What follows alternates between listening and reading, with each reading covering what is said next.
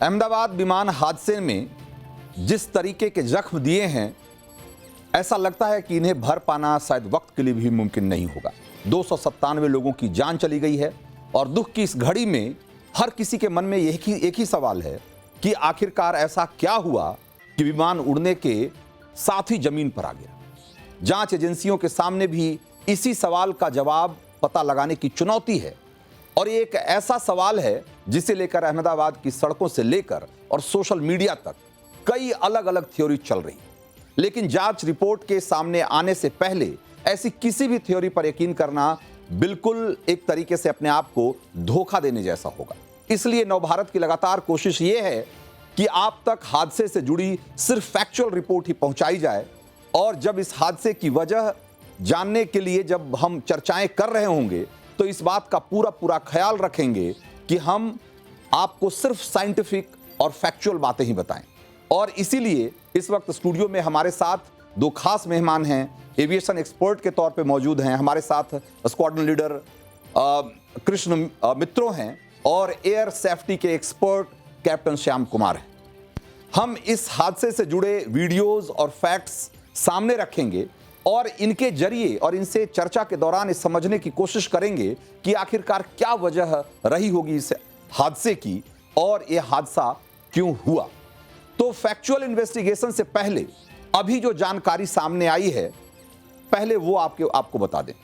तो सूत्रों के मुताबिक ये बताया जा रहा है कि हादसे को लेकर एक जो सबसे महत्वपूर्ण थ्योरी सामने आई है, उसमें यह बताया जा रहा है कि जैसे ही विमान एयरपोर्ट के टैक्सी एरिया से रनवे पे आया और पायलट ने इंजन शुरू करने के कुछ देर बाद जैसे ही एक तरीके से उड़ान भरने की प्रक्रिया की शुरुआत की, यानी प्लेन जैसे एक तरीके से रनवे पे रफ्तार पकड़ रहा था, तभी पायलट को समझ में आ गया था कि कुछ तो गड़बड़ है।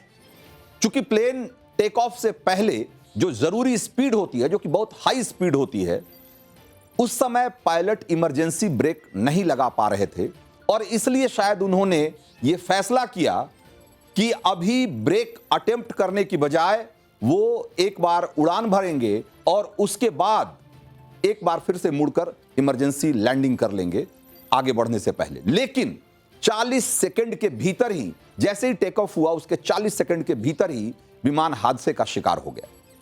अब सवाल यह है कि यह इतना कम समय है, इतना छोटा समय था कि शायद पायलट को भी अंदाजा नहीं रहा होगा उनको कि आखिर क्या हुआ और इससे कैसे निपटा जा सकता है। 50 सेकंड के भीतर जहाज गिर गया और आग के एक बड़े गोले में तब्दील हो गया। अब इस इन्वेस्टिगेशन का जो सबसे इंपॉर्टेंट आधार जो है वो ये बन रहा है कि जो पायलट की लास्ट कॉल थी, और सूत्रों के मुताबिक फ्लाइट के पायलट सुमित सबरवाल ने एटीसी को अपने आखिरी मैसेज में कहा था, वो 3 वर्ड्स थे और वो 3 वर्ड्स बहुत इंपॉर्टेंट हैं। वो 3 बातें जो उन्होंने कही, no thrust, losing power, unable to lift, ये 3 बातें उन्होंने कही। जरा गौर से समझिएगा इसके मतलब क्या हैं। ये तीनों जो मैसेज थे इसके मायने क्या हैं। जब उन्होंने कहा कि नो थ्रस्ट, लूजिंग पावर और अनेबल टू लिफ्ट, ये किन परिस्थितियों में ऐसा कहना पड़ा होगा, क्या हुआ होगा, किस तरह की तकनीकी खराबी होगी जिसकी या फेलियर होगा जिसकी वजह से उनको यह मैसेज देना पड़ा मेडे का। फ्लाइट के इसी आखिरी जो डिस्ट्रेस मैसेज है, इसके चंद सेकंड के भीतर विमान क्रैश हो गया। अब इसका मतलब क्या है जरा समझिए। स्क्वाड्रन लीडर कृष्ण मित्रों हमारे साथ हैं। सर, ये 3 लाइनें जो है, मतलब अगर जो शुरुआती इन्वेस्टिगेशन है उसमें सबसे जो बड़ा क्लू अगर आज की तारीख में हमारे पास कुछ मौजूद है अभी, उसमें ये 3 जो मेडे का मैसेज था उसमें से आखिरी के 3 लाइन, 3 शब्द, क्या मतलब क्या? इसको सबसे बड़ी बात, नो थ्रस्ट का मतलब क्या हुआ? No power. आप गाड़ी चलाते हैं, हाँ, आपका वाइपर बंद हो जाता है, इंजन तो बंद नहीं होता। आपका इंजन तो चालू है, हाँ। लेकिन अगर आपका इंजन बंद हो गया, वाइपर फिर भी चालू रह सकता है, हाँ, क्योंकि इलेक्ट्रिकल सप्लाई है। लेकिन इंजन बंद हो गया तो गाड़ी तो आगे नहीं जाएगी ना। हाँ। सो थ्रस्ट का मतलब है कि जो ऊपर उठाने के लिए जो ताकत चाहिए उसको, जो पावर चाहिए, वो पावर नहीं मिल रहा था जिससे कि प्लेन ऊपर उठ सके। जी। उसके बाद उन्होंने कहा लूजिंग पावर, मतलब तो लूजिंग पावर से मतलब क्या इलेक्ट्रिकल पावर की बात कर रहे हैं, वो बिजली सप्लाई की बात कर रहे हैं कि इंजन के पावर की बात कर रहे हैं? अब ये डाउटफुल है, यहाँ अच्छा। पे डाउटफुल है। ओके। जब हम कहते हैं no power, this also means thrust. Okay. लेकिन हाँ, वो पावर इलेक्ट्रिकल थ्रस्ट थी, इलेक्ट्रिकल कनेक्शन था, टोटल इलेक्ट्रिकल फेलियर था या के हाँ, थ्रस्ट फेलियर था, फेलियर था। दैट इज हाँ, लेकिन अगर एक सीक्वेंस में देखें कैप्टन श्याम कुमार, अगर हम इसको एक सीक्वेंस में देखें, नो थ्रस्ट, लूजिंग पावर और उसका जो परिणाम है अनेबल टू लिफ्ट, इसका मतलब लूजिंग पावर का मतलब ही कमोवेश जो आप कह रहे हैं कि इसका मतलब ही शायद उनका मतलब था थ्रस्ट से ही, कि इंजन से ताकत नहीं मिल रही है जिससे कि मैं जहाज को ऊपर नहीं उठा पा रहा हूं। आप क्या कहते हैं? रंजीत जी धन्यवाद। दर्शकों को पहले मैं कहना चाहूँगा, एक नेशनल क्राइसिस है और बड़ा एक्सीडेंट हुआ है जी। जो भी बातें हम कर रहे हैं मैच्योरिटी से कर रहे हैं, और इंटरनेशनल इम्प्लीकेशंस हैं इसके। एक्सीडेंट रोज नहीं होते। मैं बहुत परेशान था सुन के कि उन्होंने मेडे कॉल दिया है। हमें बताया गया कि जब हम मेडे कॉल देते हैं तो हम कहते हैं मेडे मेडे मेडे इंजन फेलियर अटेम्प्टिंग लैंडिंग। तो इंटेंशंस हम जरूर देते हैं। ये आज सुबह निकल के आई बात, कल तक ये आ नहीं रही थी। ओके। लेट तक हम कवर करते रहे, मैं बहुत खोजता रहा कि क्या बोला उन्होंने, ऐसे कैसे हो सकता है कि सिर्फ मेडे। तो ये बहुत क्लियर है, इसमें कोई डाउट नहीं है कि नो थ्रस्ट मतलब इंजन को सफिशिएंट पावर नहीं मिल रहा। नो पावर मतलब लूजिंग पावर, उसी का पावर इंप्लीकेशंस है। और तीसरा है कि अब हम ऊपर नहीं जा पा रहे, हमें अब लैंड करना पड़ेगा। यहां पे बोलना चाहिए था अटेम्प्टिंग लैंडिंग, तो उन्होंने सीधे कहा कि अनेबल टू लिफ्ट। कहने का मतलब एटीसी को समझना है कि वो लैंड कर रहा है, ज्यादा लिफ्ट ही नहीं कर पा रहा है 600 फीट का जहाज। तो क्लियर था मैसेज एटीसी को। इसके ज्यादा वो शायद कॉकपिट रिसोर्स मैनेजमेंट होती है, जिसमें पायलट को पायलट की अपनी अपनी ड्यूटी सेट होती है, और रिफ्लेक्स एक्शंस में ये सारे एक के बाद एक एक्शंस होते हैं। अंडर कैरेज उनका डाउन था। एक कहीं से न्यूज आई थी कि उन्होंने 50 फीट पे अंडर कैरेज अप कर लिया था और फिर से डाउन किया। ये अभी तक क्लियर नहीं है, पर ये मैं अभी कंफर्म नहीं कर सकता ऐसा हुआ है। अच्छा। क्योंकि उन्होंने अप किया और डाउन किया, क्योंकि स्टैंडर्ड प्रोसीजर है कि जैसे ही पेरीमीटर क्रॉस करो एक हाइट पे आओ, अंडर कैरेज ऊपर करते हैं। अंडर कैरेज ऊपर करने का मतलब ड्रैग कम होगा, लिफ्ट ज्यादा मिलेगा। लिफ्ट ज्यादा मिलेगा। तो वो भी एक इशू आ रही है। हालांकि शायद ये ना हो, क्योंकि 600 फीट तक वो अंडर कैरेज डाउन ही था उनका। ठीक है। और अंडर कैरेज डाउन था इसलिए वो लैंड कर गए। अब जरा हमें समझते हैं कि जब हम थ्रस्ट नो थ्रस्ट की बात करते हैं तो थ्रस्ट का मतलब क्या है। यहां यह समझना जरूरी है कि प्लेन को थ्रस्ट मिलती कैसे है, या यूं कहें कि प्लेन को ऊपर धकेलने वाली ताकत कैसे मिलती है।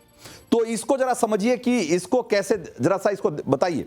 यहां सर जरा सा आप, हाँ देखिए, तो इसमें जो है ना, जो प्लेन को आगे की ओर जो धकेलता है इसको थ्रस्ट कहते हैं, और प्लेन को हवा में जो स्पीड देता है उसको थ्रस्ट कहते हैं, और जो हवा के प्रतिरोध को पार करने के लिए जो जरूरी ताकत होनी चाहिए वो जो ताकत होती है उसको थ्रस्ट कहते हैं, या जो टेक ऑफ उड़ान या के स्पीड जो है बनाए रखने के लिए जो जरूरी होता है इसको थ्रस्ट कहते हैं। यानी कि ये चारों तरह के एक ही ताकत है, लेकिन उसको इसके फंक्शंस अलग अलग हैं। इससे क्या क्या करते हैं, इस थ्रस्ट के जरिए क्या क्या करते हैं, तो वो मैं बता रहा हूं।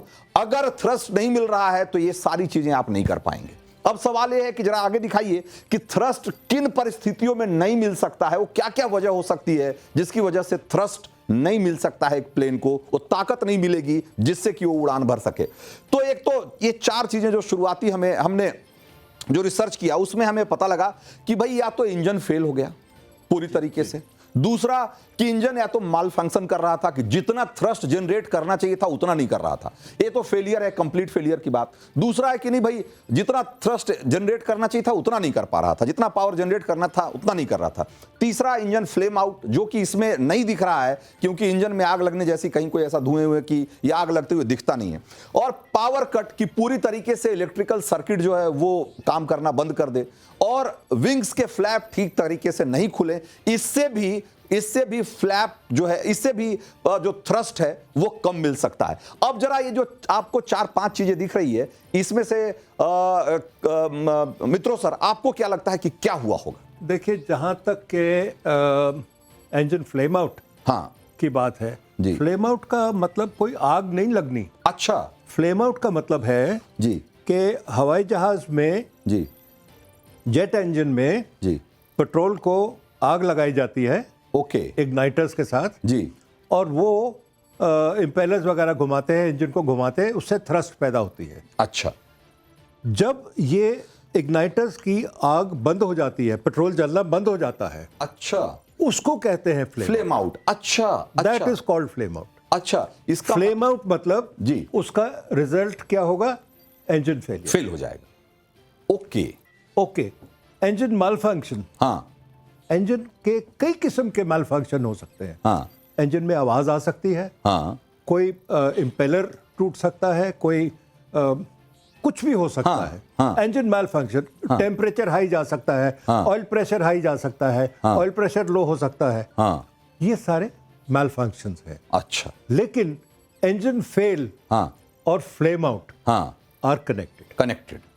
जब अच्छा, फ्लेम आउट हो जाएगा, हाँ, इंजन फेल हो जाएगा। अच्छा, तो ये चीज क्या हम उड़ान भरने के जैसे जैसे टेक ऑफ हो गए, ये तो दिख रहा है कि टेक ऑफ हुआ एक सर्टेन हाइट तक मैं गया। वो स्टेज बाय स्टेज कवर करूंगा। अच्छा, मुझे जरा थोड़ा टाइम। जी जी बताइए ना। हाँ, अगली चीज आ जाती है हाँ, फ्लैप्स। फ्लैप्स जो है वो आपके विंग्स के पीछे होते हैं। हाँ, फ्लैप्स एंड स्लैट्स। स्लैट्स, हाँ, अब वो फ्लैप्स और स्लैट्स जो होते हैं वो हेल्प करते हैं हवाई जहाज के ऊपर लिफ्ट क्रिएट करने से। यस, हाँ, लिफ्ट क्रिएट होती है दो चीजों से, एक तो थ्रस्ट और दूसरा एयरक्राफ्ट के ऊपर एरोफॉयल सेक्शन जो होता है जी, उसको कितना आप स्ट्रीमलाइन करते हैं ताकि मैक्सिमम थ्रस्ट लिफ्ट जनरेट हो। लिफ्ट जनरेट हो। थ्रस्ट और लिफ्ट में फर्क जरा सा